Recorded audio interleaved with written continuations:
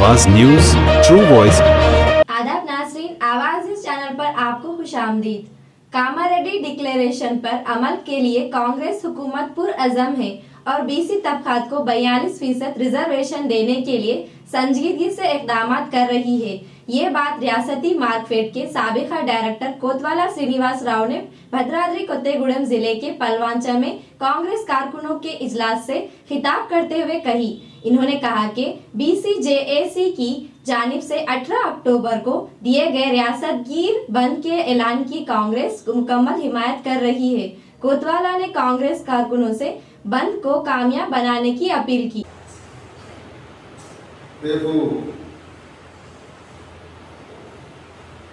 BC संघाल आध्वर्యంలో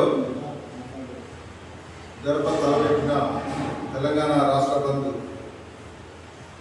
పిలుపుకు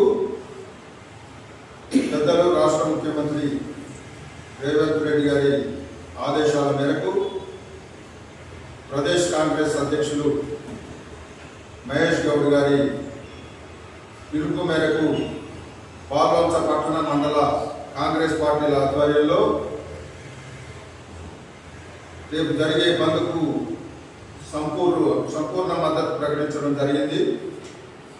ఏదైతే ఎన్నికల మేనిఫెస్టోలో భాగంగా కాంగ్రెస్ పార్టీ 42% రిజర్వేషన్ బీసీలకు ఏర్పాటు చేస్తామని ప్రకటించడం, ఆ నేపథ్యంలో బీసీలందరూ కూడా ఒక్కతాటిపైకి వచ్చి కాంగ్రెస్ పార్టీకి మద్దతు తెలియజేసి కాంగ్రెస్ ప్రభుత్వం ఏర్పడేలా ముఖ్య భూమిక వహించిన బీసీలకు కృతజ్ఞతగా ముఖ్యమంత్రి రేవంత్ రెడ్డి గారి క్యాబినెట్లో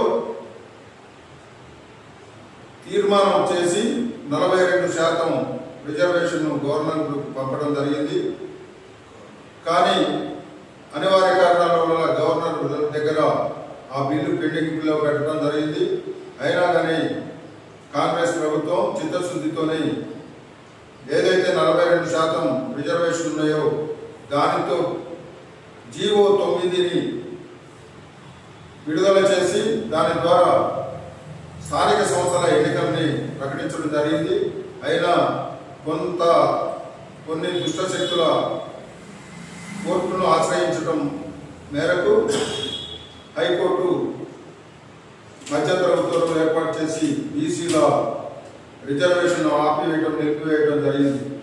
ఈ నేపథ్యంలో బీసీ సంఘాలన్నీ కూడా రేపు తెలంగాణ బంద్కు పిలుపునివ్వడం, ఆ తెలంగాణ బంద్కు కాంగ్రెస్ పార్టీ మద్దతు తెలియజేయడం, దీని ద్వారా కేంద్రంలోని బీజేపీ ప్రభుత్వాన్ని కళ్ళు తెరిపించేలా రేపు జరిగే బంద్ను కాంగ్రెస్ శ్రేణులందరూ కూడా అధిక సంఖ్యలో పాల్గొని బంద్ను విజయవంతం చేయాలని కాంగ్రెస్ కార్యకర్తలని నాయకులందరినీ కూడా కోరుకోవడం జరుగుతూ ఉంది।